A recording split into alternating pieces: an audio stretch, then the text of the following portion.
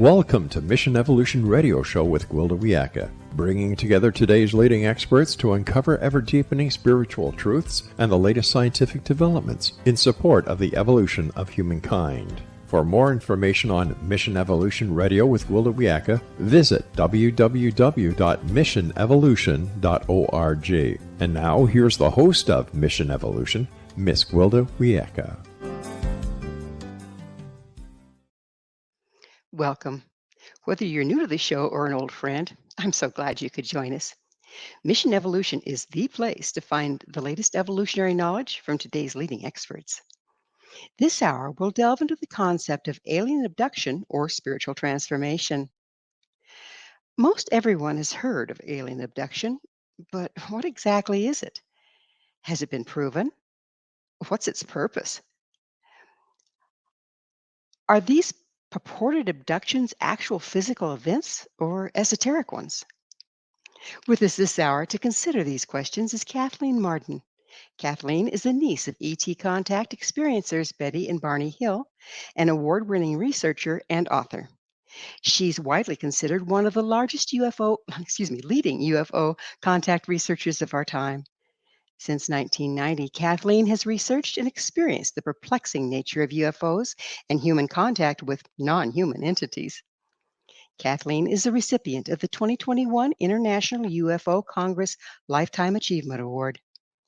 She's worked on 3 comprehensive studies on nearly 5,000 experiencers. Kathleen has 6 books. Her latest, Forbidden Knowledge, A Personal Journey from Alien Abduction to Spiritual Transformation. Her website, kathleen-marden.com. Kathleen, thank you for joining us on Mission Evolution. Well, thank you for having me. It's a pleasure to be with you today. It's a real pleasure. So let's start out. It's very, very intriguing. Your bio says that your aunt and uncle was Betty and Barney Hill. Would you mind telling us a little bit about their experience? Yes, absolutely. I was 13 years old in 1961 when they had their experience. I had been to Niagara Falls a month or 2 before this, and when I returned home, I had photographs, met with Betty and Barney. They came to visit about at least once a week, and I was so excited about the trip. Barney turned to Betty and said, "Do you think you might like to go there sometime?" And she said yes. So he hatched a secret plan to take her on a trip to Niagara Falls and on to Montreal during her week-long vacation from her job as a social worker for the state of New Hampshire. So he surprised her in mid-September and they went on the trip, but they had an unexpected event on their trip home. They were driving through upstate New Hampshire. They lived on the seacoast, and they were driving during the nighttime, anticipating that their arrival would be about 2 o'clock in the morning. So they started to see a craft that seemed to have an interest in them. And this craft was moving in closer and closer. It was silent. It would hover. It would bounce back and forth in the air like a ping pong ball. And it had multicolored lights. So it appeared to be rotating at one point. And then as they were driving south of Franconian Notch on Route 3 in Lincoln, New Hampshire, this craft surged ahead. And Betty and Barney had to stop the vehicle right in the middle of the road so that they wouldn't be directly underneath it. It descended to about 100 feet above their car. Barney jumped out with the binoculars and held them to his eyes. He was attempting to see if anything was inside that craft. He and Betty could see a bright, brilliant blue-white light shining through. And he stepped away from his car. And when he did, the craft shifted to an adjacent field to the east of where he was standing. He walked to the edge of the field, holding the binoculars up to his eyes. He was a skeptic. He did not believe that this was possible. He hoped that he would be able to identify it as something unconventional.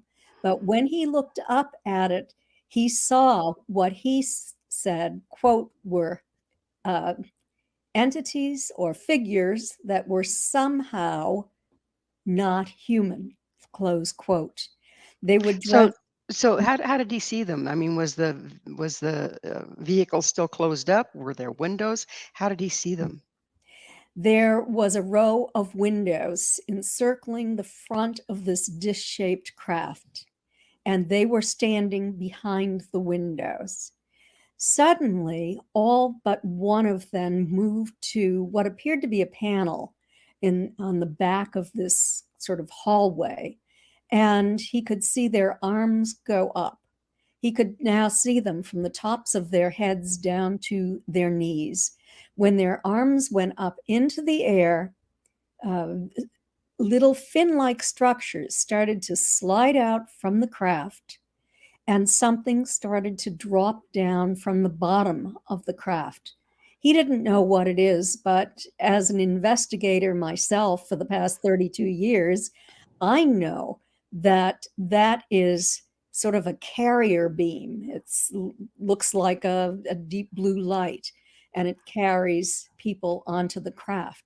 But for Barney, he was looking into the face of that one who was standing at the window, and he became terrified that there was a plan, and this plan was to capture him like, quote, a bug in a net, close quote. This is when he tore the binoculars away from his eyes so violently that he broke the leather strap, and he ran back to the car screaming to Betty that they had to get out of there or they were going to be captured.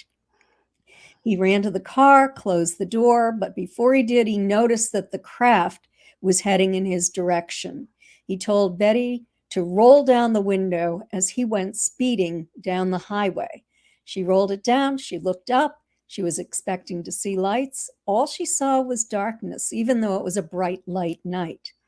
And within moments, she and Barney heard a series of code-like buzzing sounds striking the trunk of their car. It caused the car to vibrate and a tingling sensation to pass through their bodies. The next thing they knew, they were about 35 miles down the highway. They heard a second series of buzzing sounds, but they didn't see a craft at this time. They had vague memories of a fiery orb that seemed to be sitting on the ground, finding themselves on a dirt road with tall trees all around and a roadblock. But that was all they had of that conscious recall to this point. They didn't know that they had been abducted. And when they arrived home, they discovered physical evidence that was very troubling to them. They made a report to the Air Force, Project Blue Book, and they made a report to the National Investigations Committee on Aerial Phenomena. What kind of physical evidence did they find? Yes, Betty's dress was torn in several places. The top of her zipper that ran down the back of her dress was torn, and the thick zipper fabric, and also the stitching along the zipper. Also, the hem was torn down, and the lining was torn from waist to hemline. In addition to this, Barney's best dress shoes were so deeply scraped on the tops that he had to purchase new shoes. The watches that they had been wearing that night never ran again. And on the trunk of their vehicle, there were several shiny spots, all about the size of quarters or a little bit larger. And when a physicist told Betty to place a compass over those spots, the compass needle whirled, indicating that there was a magnetic field that shouldn't have been there in that area. And that area was precisely where they heard those buzzing tones the night before. Wow. So, how did now you've become a UFO contact researcher and have been for years? How did this experience? I take it they shared it with you, obviously. How did this influence your choice in going in that direction? Well, Betty and Barney shared this with me only 2 days after the event. When I arrived home as a 13-year-old girl, arriving home from school, my mother was on the phone with Betty, and I overheard that part of the conversation and couldn't wait to drive with my parents the 20 miles to their home. So they had a huge influence on me, and I immediately became interested in astronomy. And I didn't become an astronomer professionally, but I was able to watch the aftermath of this, to meet almost all of the scientists who were involved in the investigation. Theirs was the first scientifically investigated case of UFO abduction in the United States. Most of us don't call it abduction any longer. And I'll call it contact or visitation. And so I became extraordinarily interested. In 1963, Betty and Barney had their first interview with Dr. Benjamin Simon. Barney had developed bleeding ulcers and he was hospitalized for this. It was life-threatening. And this experience was so deeply troubling that I became interested in human psychology. I can certainly see how you would. So, you have quite a impressive history of researching. Your bio mentioned. Um, have you personally found solid evidence that you can hang your hat on that this is a physical event, that these not just Betty and Barney, but UFO contact? Do you have evidence that has it ever been proven? I have investigated thousands of cases, and Betty's and Barney's has the most evidence. And I say that we have to rely on the weight of the evidence, just as we could in a court of law. Of course, there is evidence that can be investigated and analyzed in scientific laboratories. Betty's dress has been. And most recently, scientists at a university have discovered rare and expensive metals with a very high melting point on Betty's dress. Oh, Over my interesting. years of investigation, we have discovered patterns on people's bodies. These are marks on people's bodies that we don't publish or publicize, but we see these same marks on experiencers' bodies around the world. Now, what I kind, kind, do kind of marks are these? Are these like bruises or tattoos, or what kind of marks are they? There are a few tattoos. There are bruises, patterned bruises, not just a scratch or two or something that a person might be able to do on their own. Also, implants have been removed and studied by Dr. Roger Lear, who is now deceased. But some of these implants have very special properties. They have an abundance, they're connected to proprioceptor nerves, nerve fibers, instead of just being in the body. The body does not reject them. There's a thick coating surrounding them. They are of a crystalline structure far beyond our level of technological development in nanotechnology. And there were a couple that could transmit into deep space. Wow. They also Well, found we're going to meteoric we're gonna have to leave isotope. this. We're gonna have Sorry. to leave this as that's okay. We're gonna have to leave this as a bit of a cliffhanger because it is time for a station break. Kathleen and I will return very shortly, so don't you go away. This is Mission Evolution, www.missionevolution.org. Hello again. This is Mission Evolution, missionevolution.org. With us this hour discussing alien abduction is Kathleen Marden. Her website, Kathleen-Marden.com. Kathleen, we were on a cliffhanger about the physical evidence that has been found and recorded by some of your studies and scientific studies, I understand. Do these people have something in common? I mean, what there's a lot of people on the planet. What dictates who gets snatched and who doesn't? Well, in our studies of about 5,000 experiencers of contact, we were able to determine that the majority are taken along genetic lines. So there Oh, is a genetic interesting. component to this. Also, experiencers of contact have certain commonalities, and those commonalities are very similar to near-death experiencers. So Kenneth Ring and Christopher Rosing from the University of Connecticut did a study on experiencers of contact and near-death experiencers. And we also repeated that study, and we discovered that they have a different view of the world after they have these experiences, that they are more benevolent humans.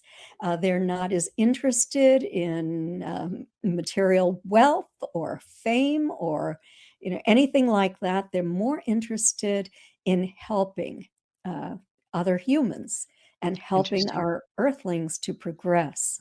Well, All it would seem that both experiences would literally blow a person's reality apart. Absolutely. And in Absolutely. initiatory things for shaman and people that are going to be of service and access different realms, that's one of the prerequisites of these very difficult initiations that shatter their reality. So I can understand that. But also, isn't there, how do we know it's not a genetic predisposition to schizophrenia or something? Well, we had ways of determining uh, in one of our studies the mental functioning of the people who were involved. We had a professor of psychology who administered a test, the American Personality Inventory, to experiencers to determine just who they were and how they were doing. And, we are familiar with the characteristics of schizophrenia. I have a background. My first profession was in psychiatric social work. So I have a background in that. And we had others who did as well. And the evidence really speaks for itself. We had ways of eliminating those who were hoaxers, eliminating those who were wannabes, people who knew a lot about uh, ET contact, but and really wanted to be part of that group, but simply were not. They didn't have the other secret characteristics. So this was very important to us to identify who the real experiencers of contact were. Now, Kathleen, let's back up a little bit. You keep mentioning we. Who's we? Who are you talking about? Well, this study that we did was with the Mutual UFO Network's direct experiencer research team. And I was the director of that team for 10 years, from 2011 to 2021. So we had, for example, Dr. Michael Austin Melton on our team, and he has a doctorate and he is a psychotherapist. And as I mentioned before, Dr. Don C. Donderi from McGill University. And then we had other people on the team who had worked in social research and people who are experiencers. And we were very, very careful in writing the questionnaire, the survey that we wrote, and in the way we went about abstracting our findings. Well, now you mentioned that Just like near-death experience, there's people that have had experienced contact with the non-human entities, have a drastic change from who they were before to who they are after. Is there kind of some earmarking trauma as well, PTSD? I mean, is there something that goes on there as well that could destabilize these people? Absolutely. Even when they later find that their experiences were positive, generally they begin with shock, with anxiety related to what occurred, um, particularly nowadays when so many people know a great deal about this and are led to believe that they're all being taken to craft and that they are nothing more than lab rats, which is not true, but it is being characterized that way. So, yes, some people do experience trauma and they have to work through that trauma. And I always recommend that they do this before an investigation begins. Is there something kind of earmarked that you've come after talking to 5,000 plus of these people? Is there something that you start to recognize as the PTSD signs that these people kind of need some more help? Yes, they might be shaking, they might be crying or Mhm. trembling when they first speak. Oftentimes, people trust me. They trust me because of who I am. So they're willing to open up to me and they know that I'm not going to violate confidentiality. And so I do my best to hold them in the highest respect and with regard to their emotional state, and to be gentle and supportive and understanding. So I just tell people, take your time. I know what you're going through. I've had this experience myself, and uh, it can be traumatic. And it's really important to work through this. And we can talk about it. I can do what I can to help you. And so we will talk for an hour or so. Mm. And oftentimes people say, I feel like a different person. I feel so much better. But then there are others who maybe they've had past traumas and they need to be referred to a psychotherapist that they can reach out to for a private for pay um, sessions and Do you have conversations with I'm sorry. them. Do you have a referral base that you use so you wouldn't want to just refer them to just anybody that thinks they're schizophrenic because they've had the experience, right? No, no, So no. so do you have a referral base of people that are experienced in working with this? Yes, we do. We compiled this and continue to compile it through the Mutual UFO Network. And experiencers can contact MUFON's Experiencer Resource Team, is what it's called now, for this list. I also have a list myself. These people are vetted, insured professionals. Fantastic. So we need to back up one more time because you said that this travels very often. The likelihood of being abducted runs genetically, and then you kind of mentioned that you had an experience yourself. Would you mind sharing some of that with us? No, not at all. I thought that I would never reveal this, but in recent years, I have disclosed that I am an experiencer. And the reason I did it is that I was told that it would help thousands of people around the world. So I said, okay, I have nothing to lose at this point in my life. And I disclosed that when I was 17 years old, my aunt Betty Hill was working with a team of scientists in what was then called a psychophysics experiment. They call it a CE5 today. They were giving her a script to read where they would want to have a UFO come in to show itself to them, hopefully to land and to share a piece of hardware. So Betty was doing this experiment. She was attempting to call a craft in to land on my grandparents' farm. And I grew up across the street from my grandparents. And in April of 1966, a craft did come in. It was observed by two people, and it left physical trace evidence. It was investigated, but what we didn't disclose at that time is that my mother and I remembered being on that craft that night. It was terrifying to me, and I tried to suppress it. I tried to deny it. I thought of any reason that I could possibly learn from skeptics about what else it might have been. But in the long run, there was no way that I could deny that this had occurred. So, and it brings me to the question that we have: are these physical experiences, or are these spiritual experiences, or both? These are sometimes physical and sometimes spiritual. I know that I was in physical contact with these entities. I felt the table underneath me. I felt myself standing up on the craft. I was being escorted by a kind gray entity who was giving me information. There were people who observed these physical craft who looked for me, and I was missing in one of these experiences.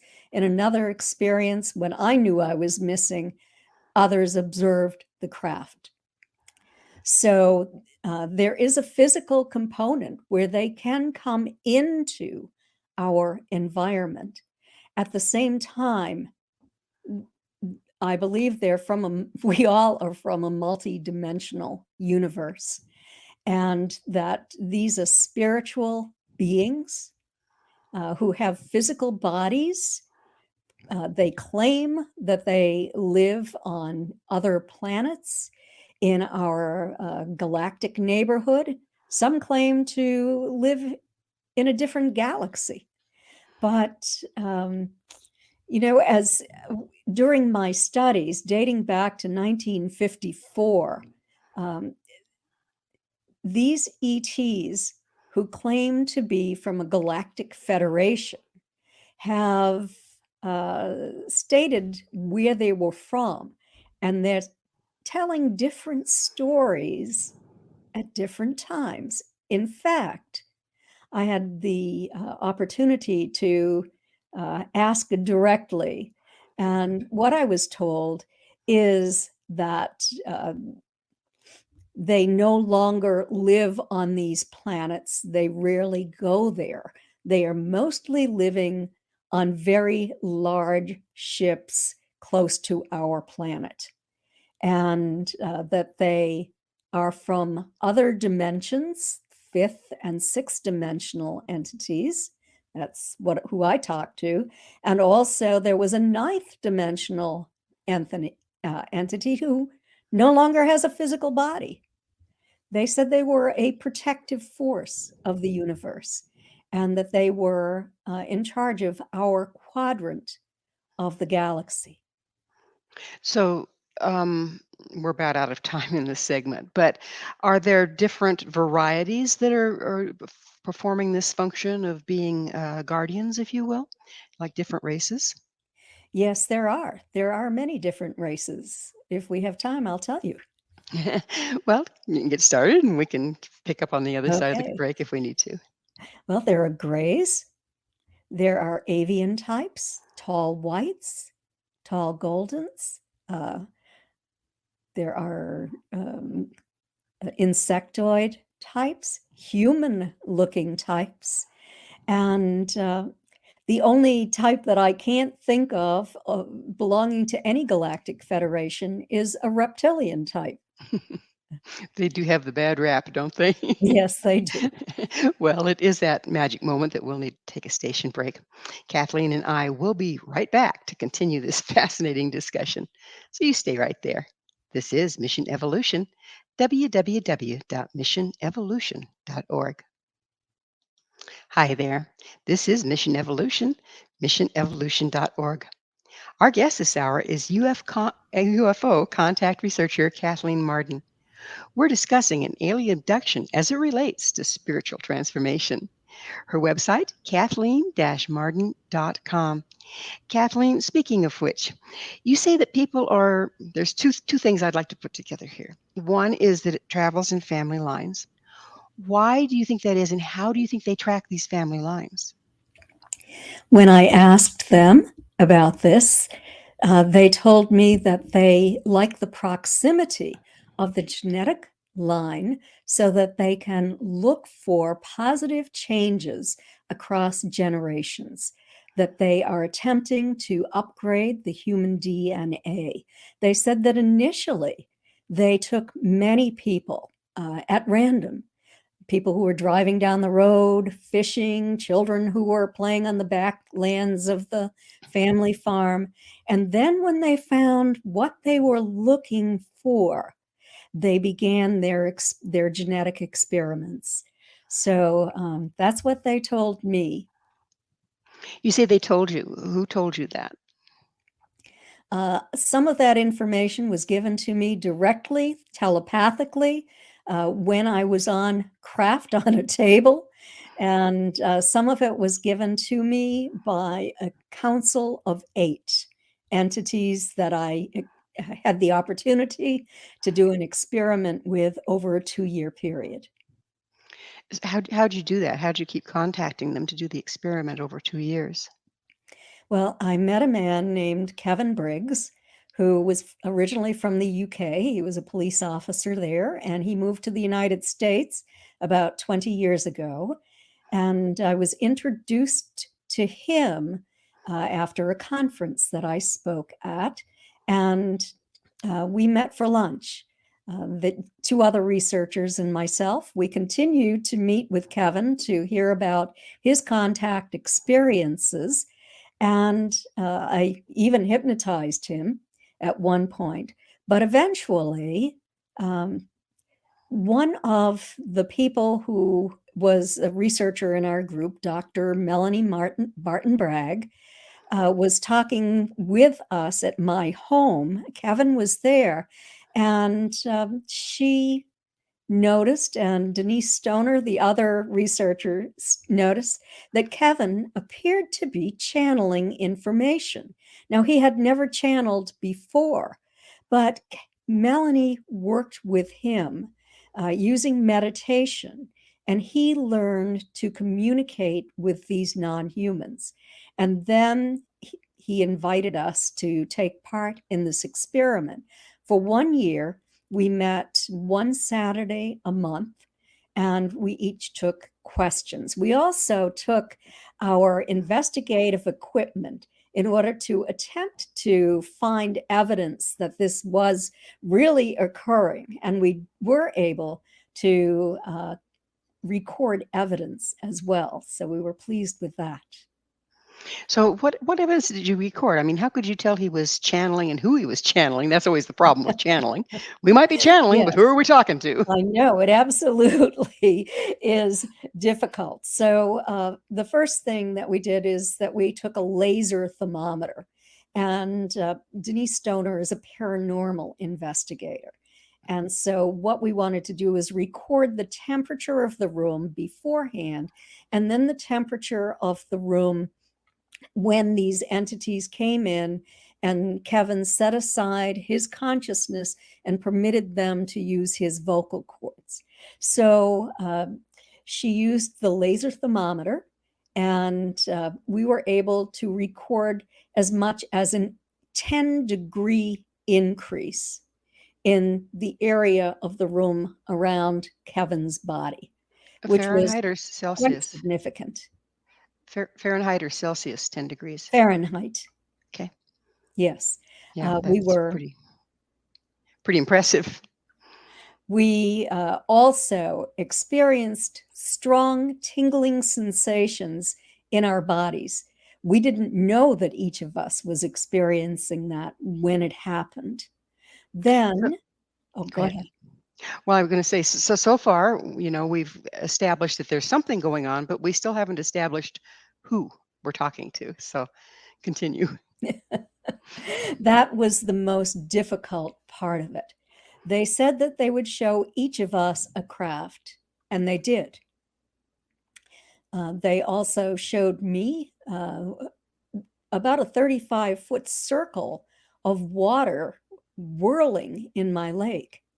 And Okay, I'd never help me seen out that here. before. Are we experiencing this in the room at the same time, or are these things that happened then afterward? That was afterwards. Okay, so they said they were going to Yes. give you signs, and then in your ordinary life, after the episode with the 10-degree temperature drop, then you experienced some of the things they said they were going to show you.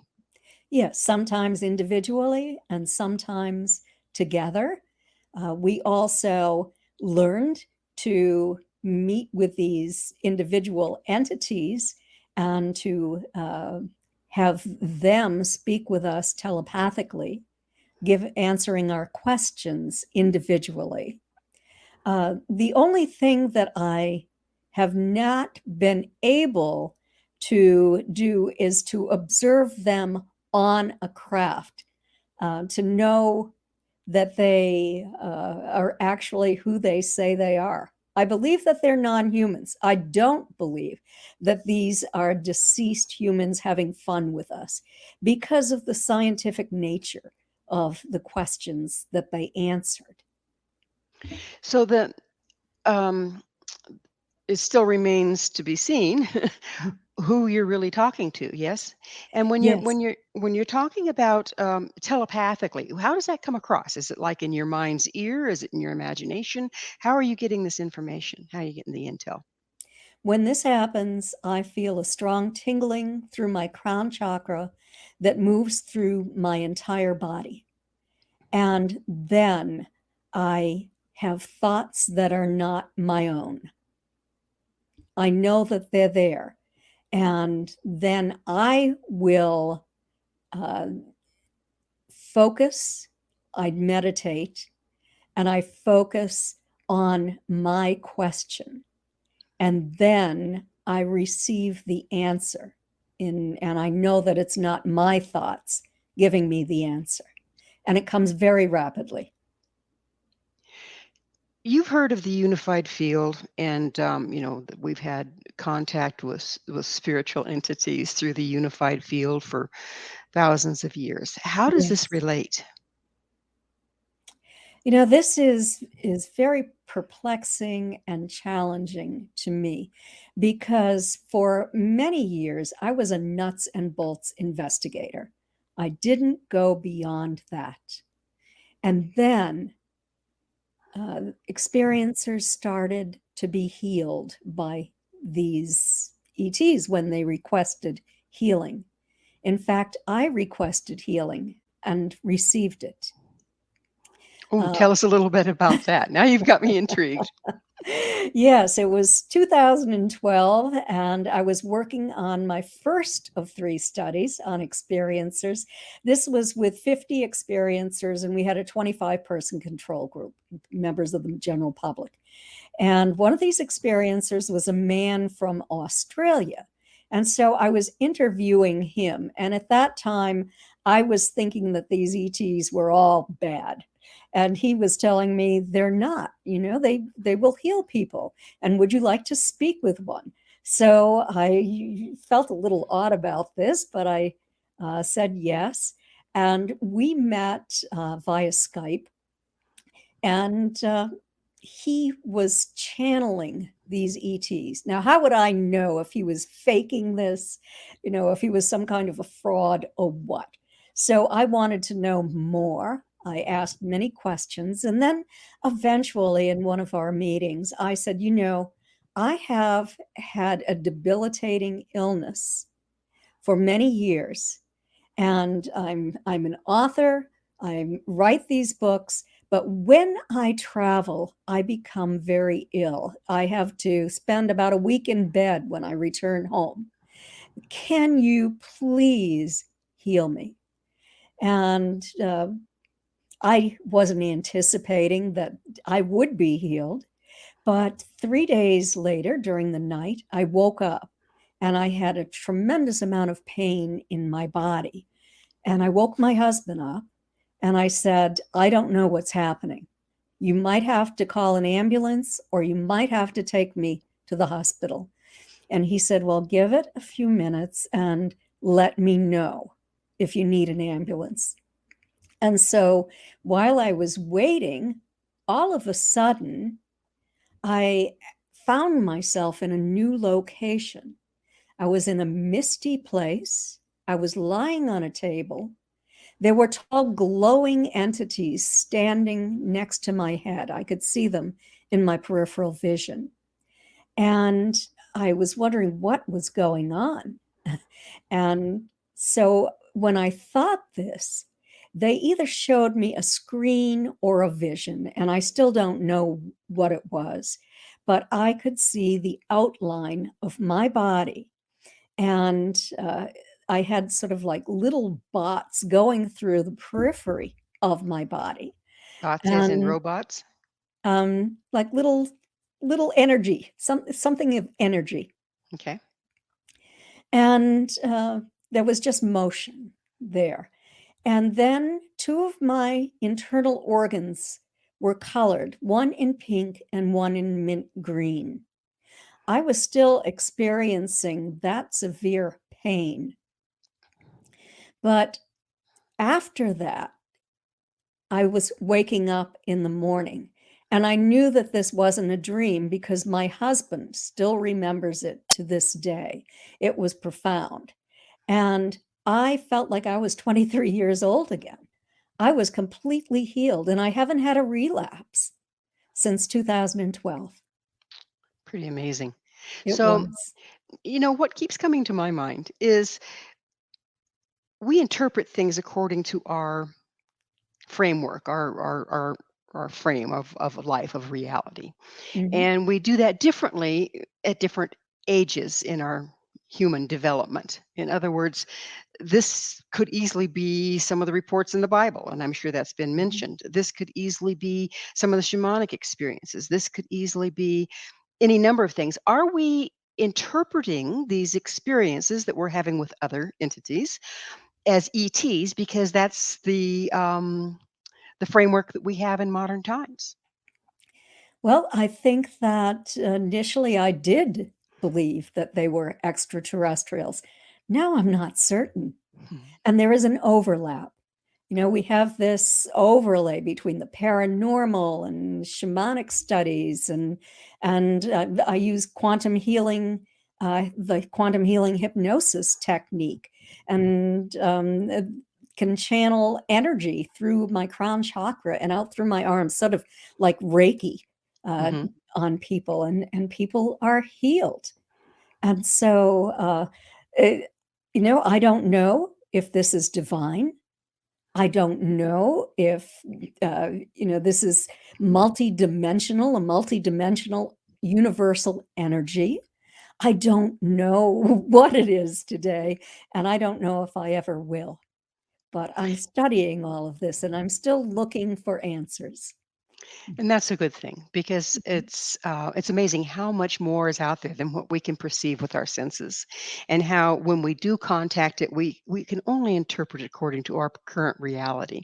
So it's pretty fascinating. What are we really dealing with here that we've been calling ETs and abduction all along, right? Yes, absolutely. Yeah. Yeah. So we're going to take a commercial break here in just a little bit. But I would like to get into it. Seems like you have totally changed directions recently on your life's path. And like you said before, you were a nuts and bolts researcher, and things have changed for you. So if you don't mind, on the other side of this commercial break, I would really love to get into that. Okay. All right. Please stay with us as Kathleen and I continue to explore the transformative impact of contact with non human entities. This is Mission Evolution, www.missionevolution.org. Kathleen, we were about to get into what changed your direction, why you changed direction.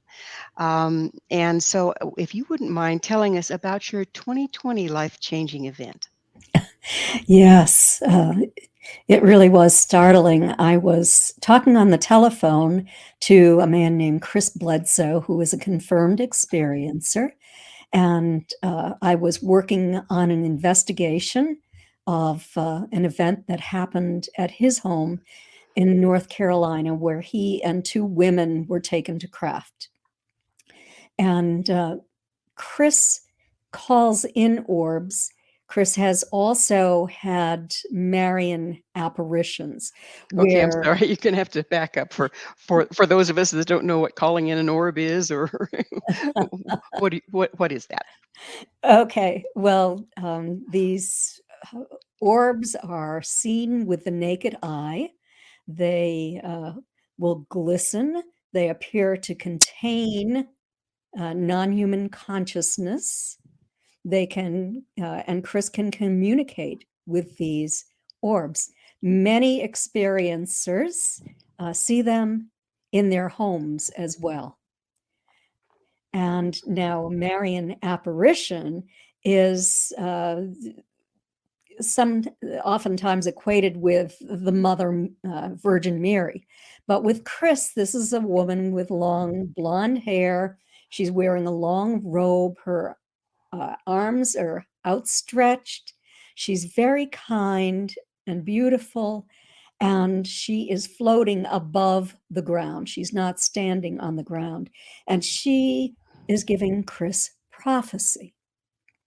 So something else about Chris is that he was living on property where there was a tree that was smoking all the time. And he discovered that he could place a photograph and an article of clothing from a person who, for example, was suffering from stage 4 ovarian cancer, and that this person would be healed miraculously.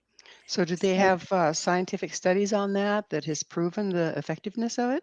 Yes, Jim Sullivan from the CIA worked on this investigation, and Dr. and Colonel John Alexander also worked on it. There have been many investigators who have worked on this, and the government is interested in it. No, I was meaning like medical research, or there have been any medical research or studies done on it. Okay, I'm not sure if Chris has had medical researchers. I know that there's been a lot of scientific interest in his case. I would think, yeah. Yes. Okay, I'm sorry. Go right ahead. Yeah. So as I was talking with Chris and I was using my cell phone, I wasn't holding it. There was no thunderstorm or lightning outside, but he was calling in an orb, and he was in such awe and speaking so gently.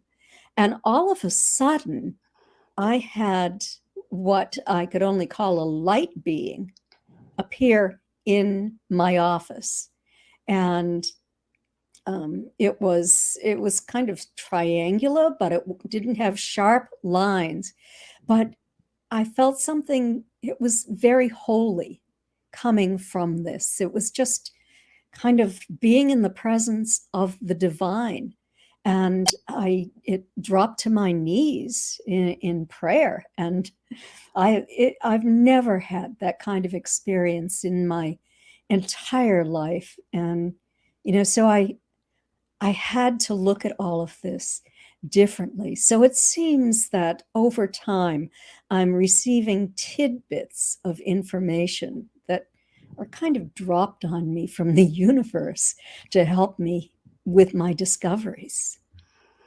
So, what's your religious upbringing? I was raised in 3 different religions. First, I went to the Baptist church because it was in walking distance to my house, and I was I helped with the Sunday school. And then I was christened Catholic, and sometimes when I went to the city where my grandmother lived, I would go to the Catholic church. My mother was called a home Baptist. She didn't go to church. And my great-grandfather had built a church next to the family home, and so that my great-grandmother didn't have to take the horse and buggy all the way to Kingston Plain, which was about 5 miles away, to go to church. And so that church was purchased by the Episcopal Hmm. Church. Well, the reason I ask is, do you think that your again, it travels in genetic lines, okay, Mhm. as does religious upbringing. Do you think that your interpretation and your experience was dictated by your upbringing? Well, certainly anyone's upbringing comes into it. The set of experiences that we've had in our lives are indelibly there.